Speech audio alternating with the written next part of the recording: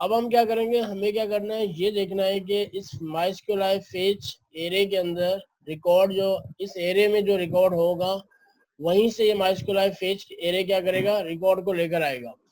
तो यहाँ पर रोज, ये रोज मैंने ये लिखा हुआ है क्योंकि यहाँ पे व्हाइल लूप में जो यूज किया हुआ है, मैंने यहाँ पे यूज किया हुआ है रोज। तो रोज के अंदर हमने क्या किया है कि इस रोज के अंदर कौन सा डेटा है हमने वो बताया है।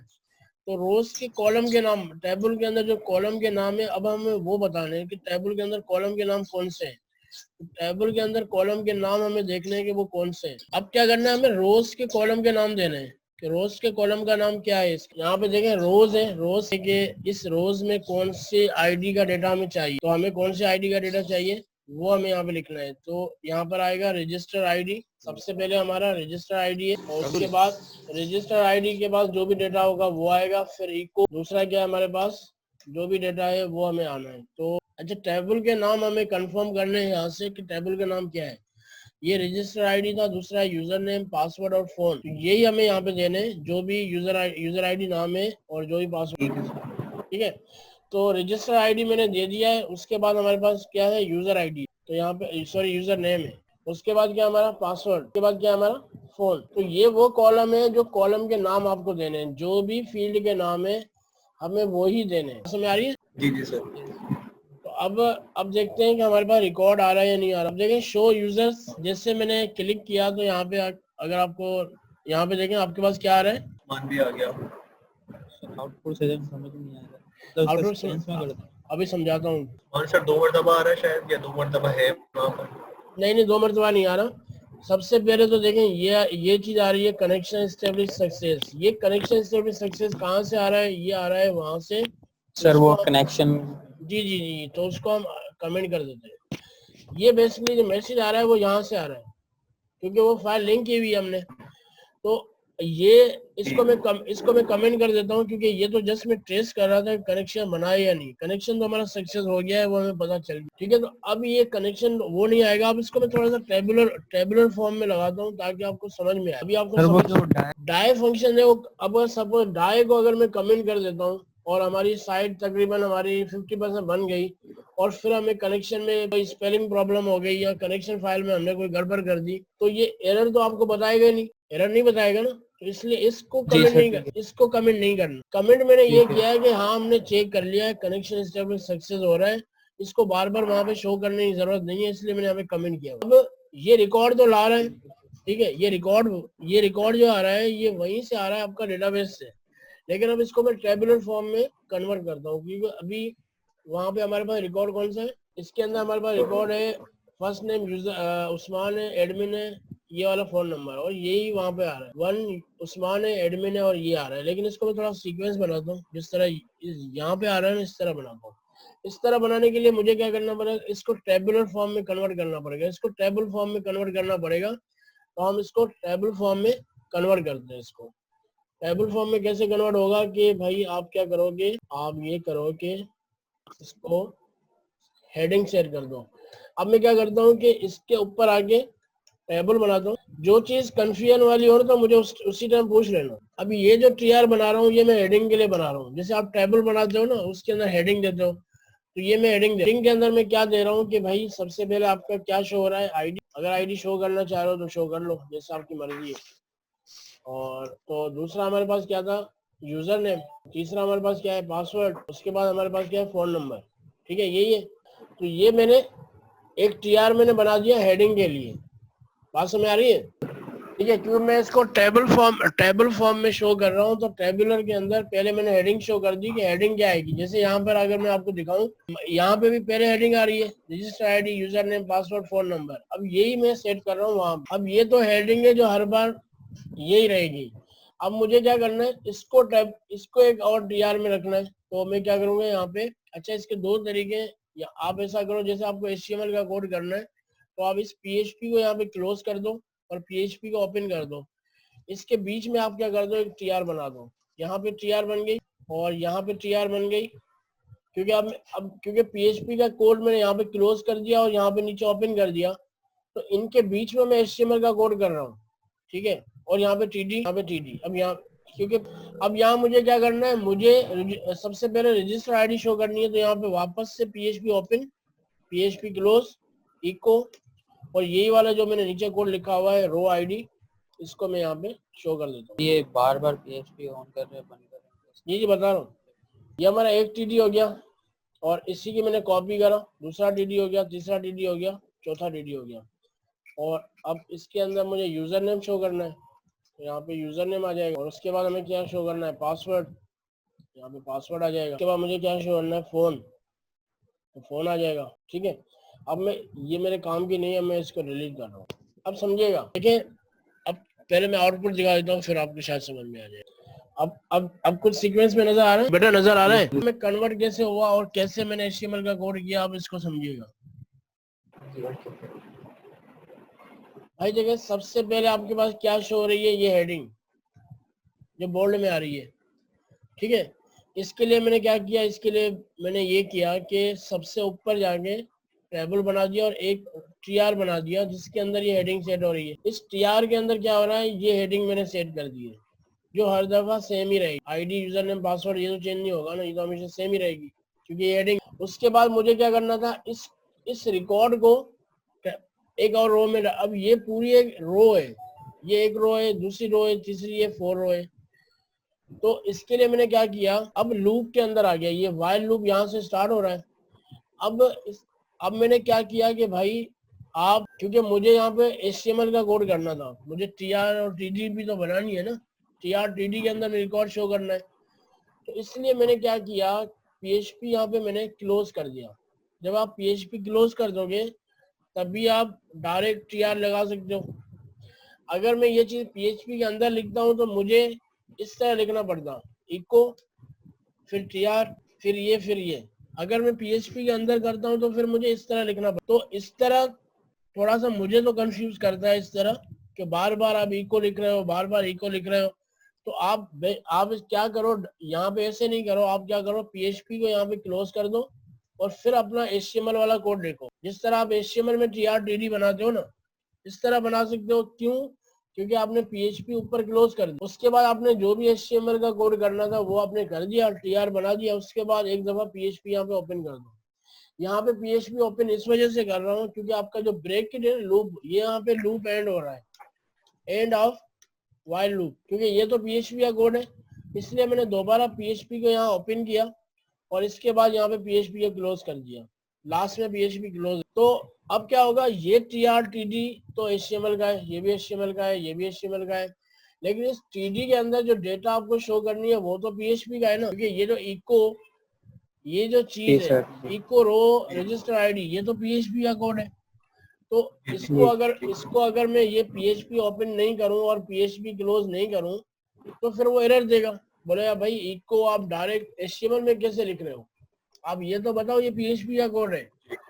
इसलिए मैंने इसको PHP ओपन करा और यहाँ PHP क्लोज करा। अब बात समझ में आ रही है? जी सर। ठीक है, तो इसी तरह क्या होगा, इसी तरह आप PHP ओपन, तो ये आसान तरीका ये कि आप क्या करो, PHP को ऊपर क्लोज कर दो, क्लोज करने के बाद आप इजीली, जिस तरह आप HTML में टेबल बनाते हो इजीली बना। अब यहाँ तक क्लियर है बात? जी सर, यहाँ तक क्लियर। ठीक है, अब जो, अगर आप CSS लगाना चाह रहे हो जो भी क्लास में, अगर इसको टेबल को और अच्छा बनाना चाह रहे हो तो आप स्टाइल लगा दो। और चलो पहले मैं बॉर्डर लगा देता हूँ, तो मैंने बॉर्डर यहाँ पे दे दिया 2, तो ये इस तरह का शो होगा। अगर मैं यहाँ पे बॉर्डर 1 कर देता हूँ तो ये इस तरह का शो होगा। और अगर हम इसको और स्टाइल करते हैं, स्टाइल के अंदर मुझे क्या करना है, मुझे इसका बैकग्राउंड कलर चेंज करना है, बैकग्राउंड कलर मुझे क्या करना है, ब्लू, और इसका कलर जो करना है वो क्या करना है, वाइट। अच्छा, ये कोई बता सकता है बैकग्राउंड कलर प्रॉपर्टी जो है वो क्या करेगी और कलर प्रॉपर्टी क्या करेगी, इसमें डिफरेंट क्या है? सर ये बैकग्राउंड करिए वो सर, वो टेक्स्ट का कलर चेंज करिए। एग्जैक्टली, जो ये टेक्स्ट का कलर है, कलर ये वो बैकग्राउंड का कलर है। अच्छा, बैकग्राउंड कलर मैंने कौन सा रखा हुआ है और टेक्स्ट का कलर कौन सा रखा हुआ है? सर ब्लू और वाइट रखा हुआ है, बैकग्राउंड कलर ब्लू रखा हुआ है। एग्जैक्टली, तो अब देखते हैं कि अप्लाई हो रहा है या नहीं हो रहा। ठीक है, अप्लाई हो रहा है। जी सर। ठीक है, अब इसको अगर विड्थ 100% करनी है तो वो भी आप कर सकते हो, अगर विड्थ आप 100% रखना चाह रहे हो ठीक है, मैंने विड्थ भी कर दी 100%। तो यहाँ पे समझ में आ रही समझ आ रही है। है। इसके ऊपर अगर आप हेडिंग देना चाह रहे हो तो आप हेडिंग भी दे सकते हो कि ये हमारे पास क्या है, ये हमारे पास show all register, show users, show register users, ठीक है, शो रजिस्टर यूजर्स।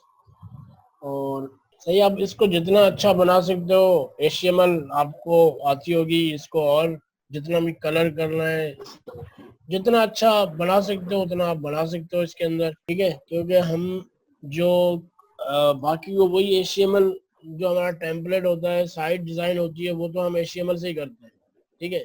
बाकी जो PHP का काम है, वो तो PHP का जो काम है वो तो बैकएंड का काम है। PHP का काम नजर नहीं आता और फ्रंट एंड का काम नजर आता है। सही हो गया। जी जी जी। तो इसके अंदर मजीद और जितनी खूबसूरती करनी है आप अपनी CSS अप्लाई करके और अच्छा इसको बना सकते हो। तो इस कोड को मैं दोबारा से रिपीट कर देता हूँ एक दफा कि ये हमने किस तरह किया। अब मैं वापस से रिपीट कर रहा हूँ कोड। आज का बेसिकली टॉपिक ये था कि हम PHP और MySQL का कनेक्शन किस तरह बनाएंगे, PHP MySQL का कनेक्शन किस तरह बनाएंगे, और PHP के MySQL के अंदर जो डेटाबेस बना हुआ है और टेबल बनी हुई है, उस टेबल्स के अंदर जो डेटा पड़ा हुआ है उसको हम अपनी साइट पे कैसे शो करेंगे। तो उसके लिए हमें सबसे पहले वाला जो काम है वो तो ये है कि आप MySQL में जाके आप एक डेटाबेस बनाकर आओ जिससे आपको कनेक्ट करना है, ठीक है। तो हमने इससे लास्ट क्लास में हमने ये वाला काम किया था कि डेटाबेस बनाया और इसके अंदर रजिस्टर्स टेबल के नाम से टेबल बनाई और इसके अंदर सारे रिकॉर्ड जो भी हमें रिकॉर्ड हमने एंट्री करी वो हमने एंटर कर दिया। आज का काम ये था कि सबसे पहले तो मुझे एक कनेक्शन की फाइल बनानी थी जिसका जो क्या कर रहा है, कनेक्शन वाली फाइल ये है। कनेक्शन वाली फाइल क्या कर रही है कि PHP और MySQL को कनेक्ट कर रही है। PHP और MySQL को कनेक्शन बनाने के लिए आप आप क्या करोगे, ये वाला कोड करोगे। ये वाला जो कोड है आपको जस्ट कनेक्शन इस्टेब्लिश कर रहा है। तो MySQL कनेक्ट, आपके पास PHP के अंदर एक फंक्शन है MySQL कनेक्ट, उसको हमारे पास 4 पैरामीटर चाहिए, होस्ट का नाम, यूजर नेम, पासवर्ड और डेटाबेस का नाम। आप ये सही दोगे तो ये कनेक्शन एस्टेब्लिश सक्सेस हो जाएगा। मैंने यहाँ पे होस्ट नेम लोकल होस्ट दिया हुआ है, यूजर नेम रूट दिया हुआ है, पासवर्ड यहाँ खाली है, डेटाबेस जिससे कनेक्ट करना है आपको उसका नाम देना है। जब ये सारे नाम आ जाएंगे, MySQL कनेक्ट जब चलेगा, अगर कनेक्शन स्टेब्लिश सक्सेस हो जाएगा तो ये रिटर्न करेगा ट्रू, कनेक्शन के पास जाएगा ट्रू। अब मैंने यहाँ कंडीशन लगाई है कि इफ नॉट कनेक्शन, मतलब अगर इसके बाद ट्रू नहीं है तो इसका मतलब क्या होगा, फॉल्स होगा।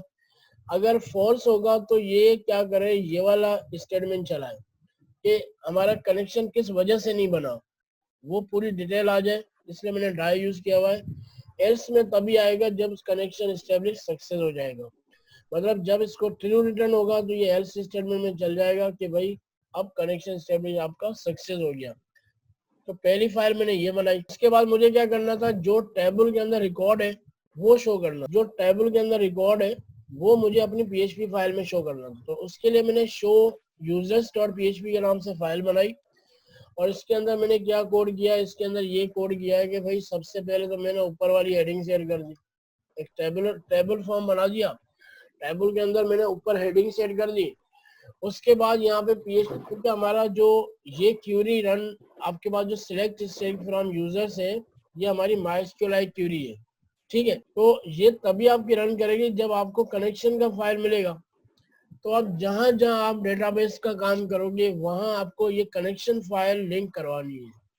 क्या, कौन सी फाइल लिंक करवानी है बेटा जी, तो कनेक्शन वाली फाइल क्या करनी है, हमें लिंक करवानी है। जब कनेक्शन की फाइल लिंक हो गई उसके बाद हमें उसको क्यूरी बता। अब इस क्यूरी में हमें करना क्या है, हमें क्यूरी में ये करना था कि भाई सारे रिकॉर्ड लेकर आओ, select state from register table, जो भी रजिस्टर टेबल के अंदर रिकॉर्ड है वो सारे शो करो।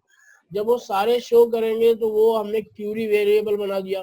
क्यूरी वेरिएबल को, अब इसके अंदर जो क्यूरी है उसको एग्जीक्यूट कौन करता है, उसको एग्जीक्यूट करता है आपका MySQL query function. MySQL query function क्या करेगा, आपकी क्यूरी को एग्जीक्यूट करेगा। जब आपकी क्यूरी एग्जीक्यूट करने के लिए उसको 2 पैरामीटर चाहिए। सबसे पहला पैरामीटर कनेक्शन वाला लिंक, ये क्या करता है, MySQL का जो लिंक कनेक्शन वाली वेरिएबल का नाम है, सबसे पहले उसको वो चाहिए। उसके बाद जो आपने क्यूरी का वेरिएबल बनाया हुआ है वो चाहिए। अब जब ये क्यूरी एग्जीक्यूट होगी, तो रिजल्ट में आपके पास एक एरे जाएगा। अब क्योंकि एरे आपके पास क्या है, एरे आपके पास कलेक्शन ऑफ डेटा है, एरे के पास आपका क्या होगा, कलेक्शन ऑफ डेटा होगा, सही है। अब इस एरे के अंदर कलेक्शन ऑफ डेटा है, अब उस कलेक्शन एरे में से जब डेटा हमें फेच करना होता है तो MySQL फेच एरे PHP ने फंक्शन बनाया हुआ है जो एरे में से डेटा फाइंड करेगा। अब एरे में से डेटा फाइंड कैसे करेगा और फाइंड करके किसको देगा, क्योंकि हमारा जो डेटा होगा वो रोज वाइज होगा। हमारी ये 1 रो हो गई, ये 0 रो हो गई, ये 1 रो ये हो गई, ये 2 रो है और ये 3 रो है। तो अब ये क्या होगा, हमने एक रोज का वेरिएबल बना दिया जिसको असाइन कर रहे हैं। ये बीच में साइन कौन सा यूज किया हुआ है, असाइन ऑपरेटर। ये क्या कर रहा है, रोज के अंदर डेटा डाल रहा है। जब रोज के अंदर डेटा डाल रहा है तो अब हमें ये लूप चल रहा है, तो हमने क्या किया कि भाई जितनी भी रोज बनी है, क्योंकि लूप चल रहा है, लूप के अंदर जितनी भी रिकॉर्ड होंगे उतनी रोज जनरेट होंगी, जितने रोज जनरेट होंगे वो, क्योंकि ये टीआर पूरा, ये टीआर एक रो है, अब जितने भी रिकॉर्ड होंगे उतनी टीआर लूप ऑटोमेटिकली उसको रन करेगा। अगर 100 रिकॉर्ड होगा तो 100 टीआर बनाएगा, इसी तरह 200 रिकॉर्ड होगा 200 टीआर बनाएगा, क्योंकि लूप के अंदर डेटा है। आपको पता है लूप के अंदर जो भी चीज होती है वो बार बार रिपीट होती है, तो उतनी रोज आपकी जनरेट हो जाएंगी। क्योंकि अभी हमारे पास रिकॉर्ड ही 4 है, अभी 4 रिकॉर्ड है तो 4 ही रोज जनरेट कर रहा है, 4 ही रिकॉर्ड दिखा रहा है। तो अब इस रोज के अंदर हमने क्या किया, इस रोज के अंदर टीआर बना दिया और टीडी के अंदर हमने डेटा शो कर दिया। और यहाँ पे आपको क्या बनाना है, यहाँ पे आपको कॉलम का नाम बताना है, तो कौन सा डेटा पहले चाहिए। अच्छा, ये नाम जो है सीक्वेंस आपकी होनी चाहिए हेडिंग के हिसाब से। आपकी हेडिंग में अगर सबसे पहले आईडी है तो आप सबसे पहले आईडी शो करोगे। अगर आपकी हेडिंग में सबसे पहले नेम है तो आप सबसे पहले यहाँ पे नेम शो करोगे। तो ये आपको मेक श्योर करना है कि आपने हेडिंग किस हिसाब से रखी है। आपने हेडिंग जिस हिसाब से रखी है आपका वैल्यू भी उस हिसाब से होना चाहिए। इसलिए मैंने वहाँ पे सबसे पहले आईडी रखी हुई है, तो यहाँ पे रजिस्टर आईडी है। उसके बाद दूसरा कॉलम आपके पास कौन सा है, यूजर नेम। यूजर नेम के हेडिंग के नीचे यूजर नेम की वैल्यू आए तो यहाँ पे यूजर नेम दिया हुआ है। उसके बाद हेडिंग में हमने क्या यूज किया हुआ है, पासवर्ड, तो पासवर्ड दिया हुआ है। फोन में हमने फोन दिया हुआ है। तो ये सीक्वेंस आपका सही होगा हेडिंग के हिसाब से, तभी हेडिंग के हिसाब से ही आपके पास रिजल्ट आएगी। लेकिन हेडिंग के हिसाब से कैसे रिजल्ट आ रही है, आईडी के कॉलम के अंदर सिर्फ आईडी दिखा रहा है, यूजर नेम के कॉलम के अंदर सिर्फ यूजर नेम दिखा रहा है, पासवर्ड के कॉलम के अंदर सिर्फ पासवर्ड दिखा रहा है, फोन के अंदर सिर्फ फोन दिखा रहा है। कैसे, क्योंकि ये सीक्वेंस हमने इसको यहाँ बताया है कि भाई हेडिंग हमने इस तरह रखी हुई है तो हमने शो भी डेटा इसी तरह ही करना है, register ID, user name, password और फोन। तो इसी तरह आपका डेटा क्या हो रहा है, सीक्वेंस में आ रहा है।